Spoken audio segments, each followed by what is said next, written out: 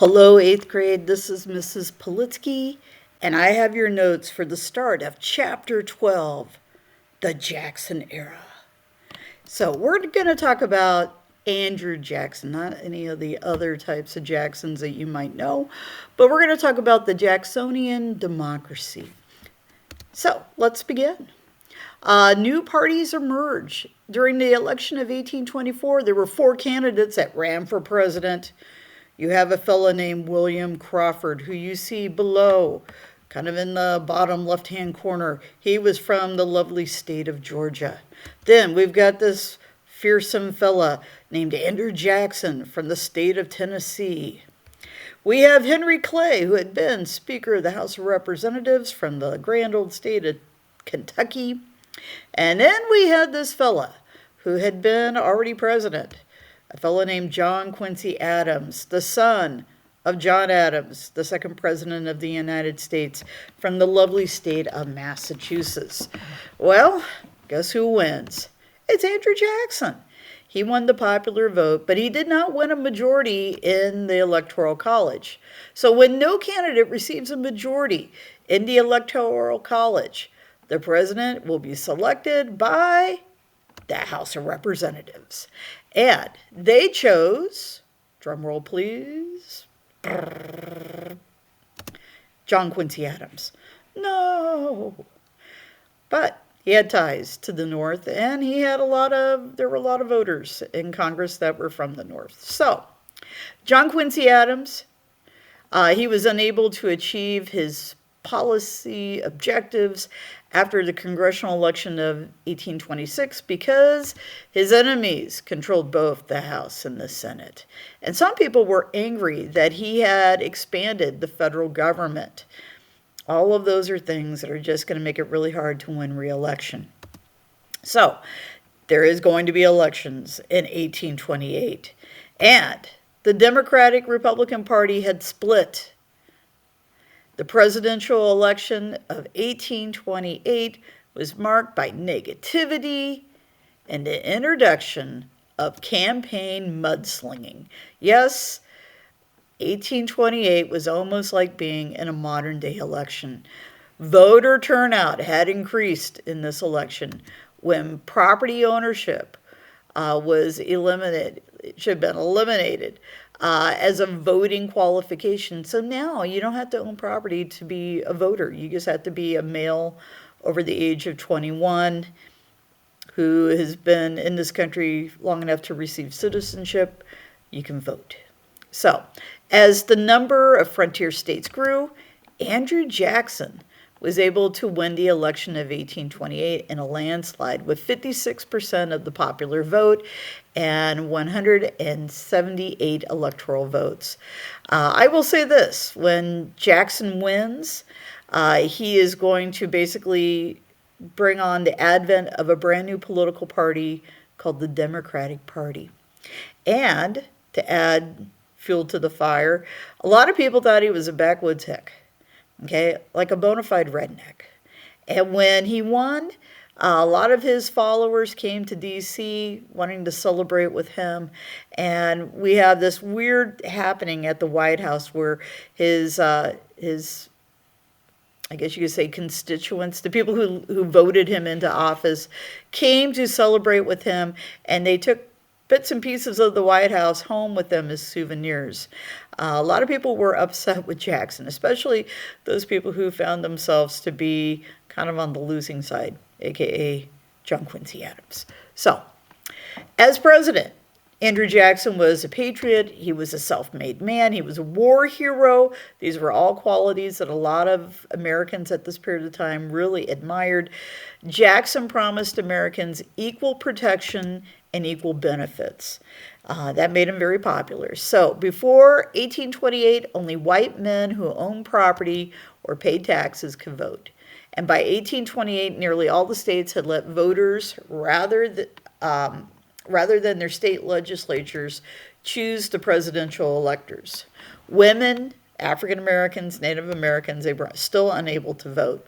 And if you look at the map, granted, You're still going to have states that are up in New England that are going to love their John Quincy Adams. But the vast majority of people in the South and maybe in the West, they were all on the Camp Jackson for the most part. So, 1832, there's going to be the birth of the Democratic Party. They held their first national party convention in the lovely city of Baltimore, Maryland. Supporters of Jackson coined the phrase, "To the victor belongs the spoils," which is one that we still say even in this day and age. And under the spoils system, Democrats could give government jobs to ordinary citizens. And that's going to become kind of the rule of thumb for many years to come. As a matter of fact, after the Civil War, we're going to have a presidential assassination because of the spoils system, which we're eventually going to replace. But for the time being, if you are president, you can hand out jobs. And a lot of Americans feel like they're entitled to those, especially if they voted you into office. The cartoon that you see to the right, you might notice that we got Jackson on a horse, or looks like a horse, but if you look closer, it's a hog. Obviously, this is a cartoon probably coming from his opponents, by all means. Okay, and then on the left-hand side, it kind of makes Jackson look like a king. He's got a scepter in his hand. He's got a crown on his head. He's got purple robes. And obviously, born to command, I have been consolated, okay, of veto memories. So, yeah, King Andrew the First. So, the tariff debate. American manufacturers in the North, they welcomed the tariff because they believed that European products were more expensive, and thus American consumers would likely buy American-made goods. But Southerners, they were afraid that these tariffs were going to hurt the profitable cotton trade that they had with Europe. And Southerners protested the high tariffs by threatening to have Southern states break away from the United States and form their own government. In other words, secession. So if you take a look at the protective tariffs, the chart that we have there in the middle, you got profits, you got costs to produce. When you talk about the breakdown of the tariff, it might be cheaper to produce the good in Great Britain. There's a little profit margin, but the tariff is what hits you hard. Okay, thus, some people were still lured into buying American-made goods that way.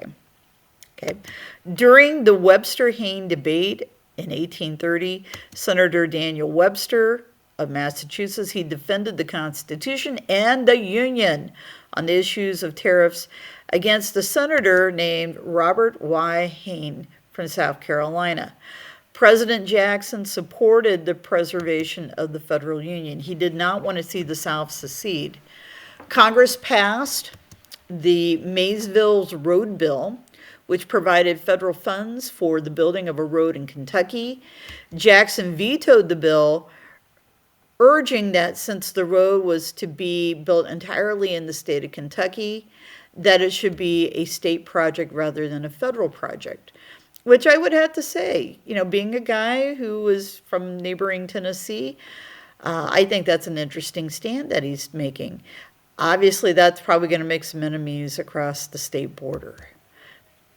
In number 14, the South Carolina Exposition asserted that states could nullify federal laws that they felt were unconstitutional.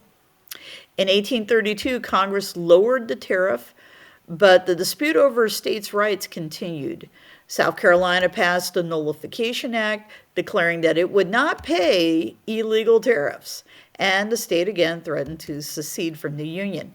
South Carolina is going to threaten to secede numerous times before the Civil War until they actually do it.